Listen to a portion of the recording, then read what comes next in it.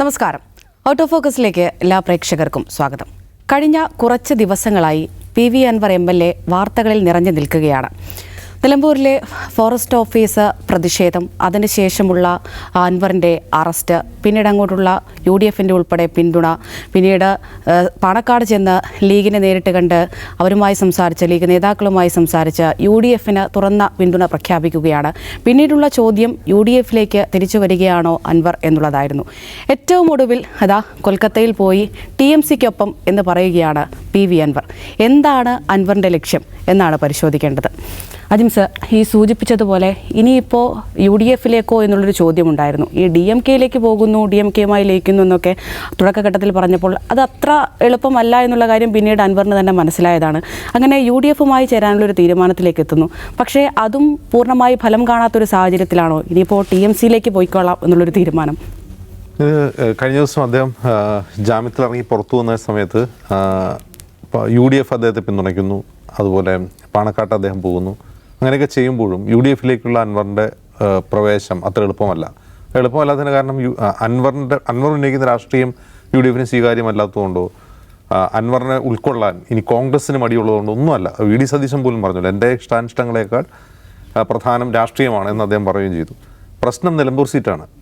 അതായത് അൻവർ UDFിലേക്ക് വരികയും നിലമ്പൂർ അൻവർ മത്സരിക്കാൻ പോവുകയും ചെയ്താൽ അത് കോൺഗ്രസിനകത്ത് തന്നെ വലിയ കലാപം ഉണ്ടാവും, UDFിനകത്ത് വലിയ പ്രശ്നമുണ്ടാവും. അങ്ങനെ ഒരു വയ്യാവേലി ഇപ്പോൾ എടുക്കേണ്ടതെന്ന് UDF തീരുമാനിക്കുകയാണ് ചെയ്യുന്നത്. പക്ഷെ അൻവർ സ്വീകരിക്കുന്ന വഴി എന്താണെന്നുള്ളതാണ്. ഇപ്പോൾ നോക്കുക, അൻവർ ആദ്യം വളരെ ഗുരുതരമായ ആരോപണങ്ങൾ പിണറായി വിജയൻ സർക്കാരിനെതിരെ ഉന്നയിച്ച് ആ ആരോപണങ്ങളിൽ ഇപ്പോഴും അന്വേഷണം നടക്കുകയാണ്. അതുകൊണ്ട് അന്വേഷണം നടക്കുന്നൊരു വിഷയമായതുകൊണ്ട് ആ ചോദ്യങ്ങളെല്ലാം വാലിഡാണ്. അന്വേഷണത്തിൻ്റെ ഗതി എന്താവും നമുക്കറിയില്ല.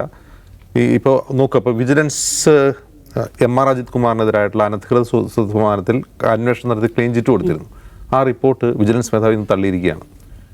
അതുപോലെ തൃശ്ശൂർ പൂരം കലക്കിയതുമായി ബന്ധപ്പെട്ടും RSS മേധാവി MR അജിത് കുമാർ കണ്ടതും മാമി തിരോധാന കേസും അതിലും പലതരം ട്വിസ്റ്റുകൾ നടന്നുകൊണ്ടിരിക്കുകയാണ്. മാമി തിരോധാന കേസ്, അങ്ങനെ നിരവധിയായ സംഭവങ്ങളിൽ അന്വേഷണം ഓൺഗോയിങ് ആണ്.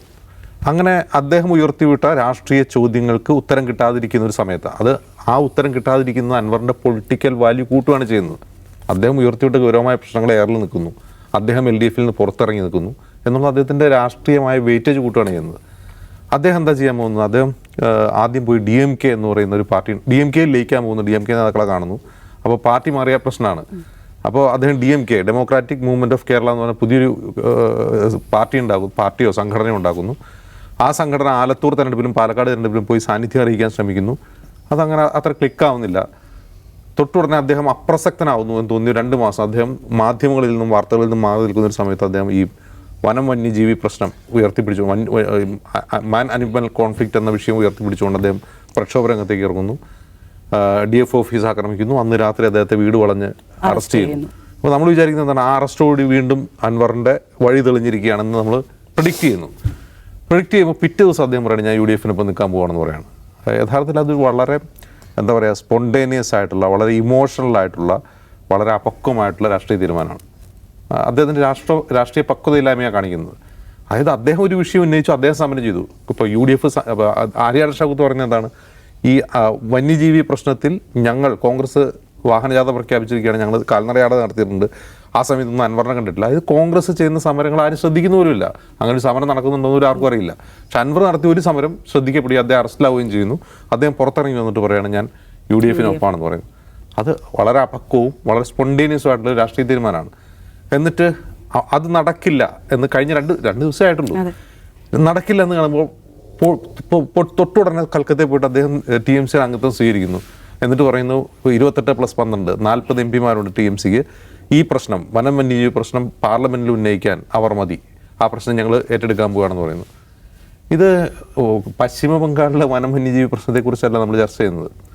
എന്ന് മാത്രമല്ല, TMC എന്നൊരു പാർട്ടിയിൽ ചേർന്നിട്ട് അൻവർ ഇവിടെ വന്നിട്ട് ആരാണ് അദ്ദേഹത്തിൻ്റെ അണികൾ എന്നൊരു ക്വസ്റ്റ്യൻ ഉണ്ട്.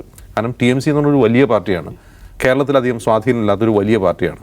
ഇപ്പോൾ NCP മഹാരാഷ്ട്രയിൽ സ്വാധീനമുള്ളൊരു പാർട്ടിയാണ്. പക്ഷേ NCP കേരളത്തിലെ ഘടകം സ്ട്രോങ് ആണ്. കാരണം മുമ്പുണ്ടായിരുന്ന കേരള കോൺഗ്രസ്സും ഉൾപ്പെടെ ഇതിൽ ലയിച്ചിട്ട് വലിയൊരു പാർട്ടിയായി മാറുകയാണ് NCP ചെയ്തത്. പക്ഷേ TMCയിലേക്ക് ആര് വരാനാണ്? TMCക്ക് ഇവിടെ അണികളാരാണ്? ഇപ്പോൾ പലരും സാമൂഹ്യ മാധ്യമങ്ങളിൽ ട്രോൾ ചെയ്യുന്നുണ്ട്. ആദ്യത്തെ സംസ്ഥാന സമ്മേളനം പെരുമ്പാവൂർ ബസ് സ്റ്റാൻഡിൽ നടത്താമെന്നൊക്കെ ട്രോൾ ചെയ്യുന്നുണ്ട്.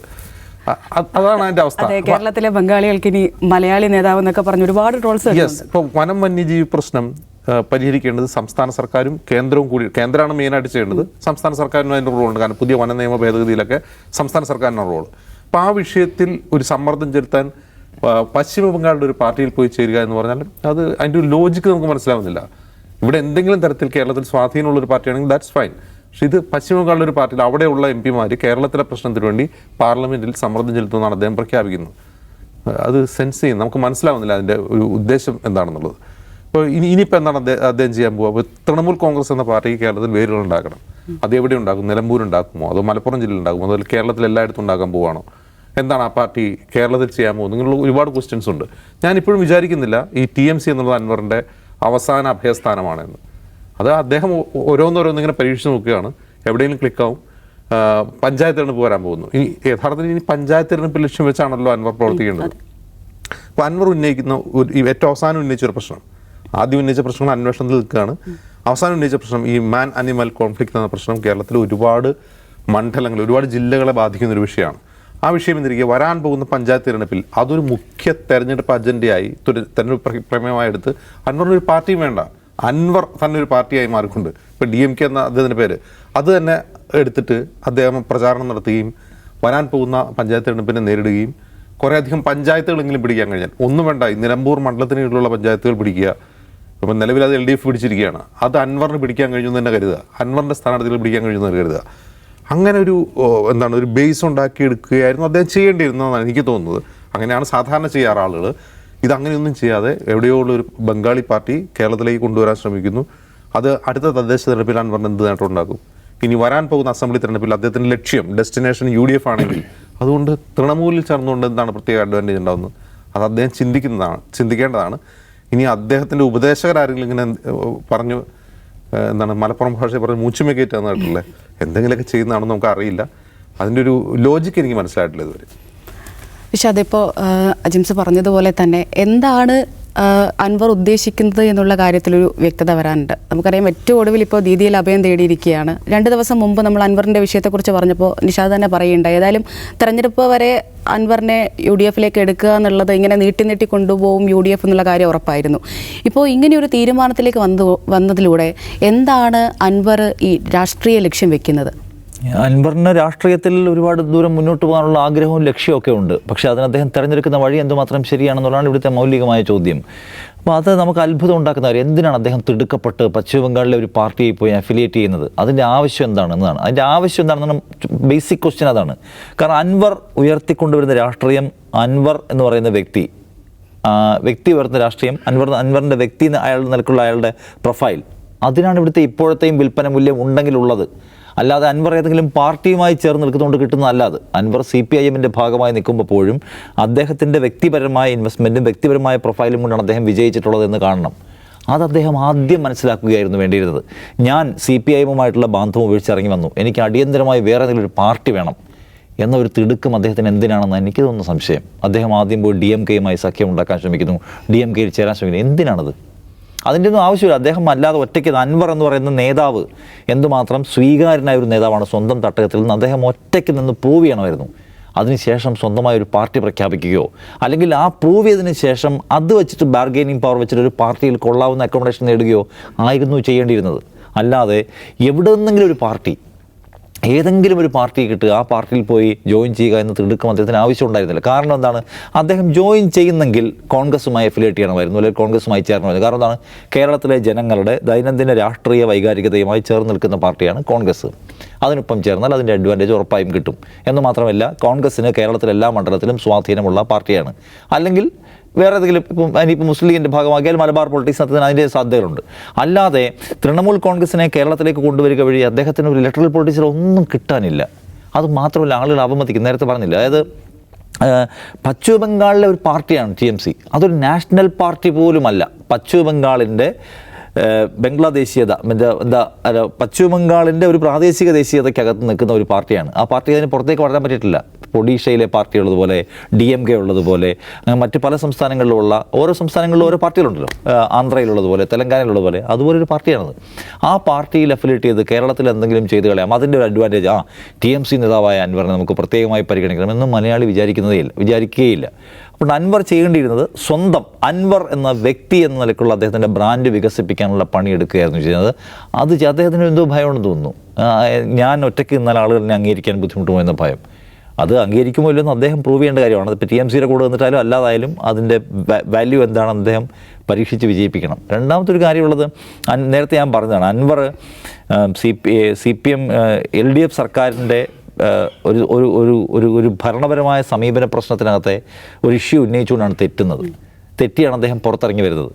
അപ്പോൾ ആ ഇഷ്യൂ എന്ന് പറഞ്ഞാൽ ഒരു ഷോർട്ട് ടൈം ഇഷ്യൂ ആണ്, ദീർഘകാല സ്വഭാവമുള്ള ഇഷ്യൂ അല്ലാതെ. ആ ഇഷ്യൂ തീർന്നാൽ അൻവർ ഉന്നയിക്കുന്ന ഇഷ്യൂവും തീരും.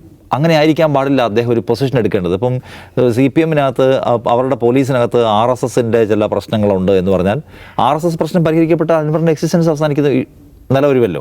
അപ്പോൾ അൻവർ കുറച്ചുകൂടി ഡീറ്റെയിൽഡ് ആയിട്ടൊരു പ്ലാൻ അദ്ദേഹത്തിൻ്റെ അതിജീവനത്തിൽ ഉണ്ടാക്കണം.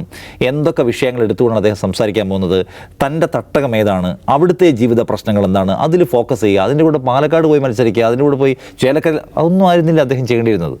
സ്വന്തം സ്പേസിൽ പരമാവധി നിക്ഷേപം നടത്തി പരമാവധി അതിൻ്റെ വിള കൊയ്യാനുള്ള ശ്രമം നടത്തുന്നതിന് പകരം അദ്ദേഹം തുടക്കത്തിലെ ചെതറിപ്പോകുന്ന നിലയുണ്ടായി. അതിൻ്റെ സ്വാഭാവികമായ പരിണതിയാണ് ഈ കാണുന്നതൊക്കെ. അപ്പോൾ ഇത് ഒട്ടും ബ്രേവായിട്ടുള്ള ഒട്ടും ക്ലെവറായിട്ടുള്ളൊരു മൂവാണെന്ന് പറയാനേ കഴിയുന്ന ഒരു കാര്യമല്ല. അദ്ദേഹം കിട്ടിയതോ പാർട്ടിയിൽ ചേർന്നു. എന്താ സംഭവിക്കുന്നത് കാത്തിരുന്ന് കാണണമെന്ന് എനിക്ക് രാഷ്ട്രീയ ഭാവി ഇനിയിപ്പോൾ എങ്ങനെയായിരിക്കും?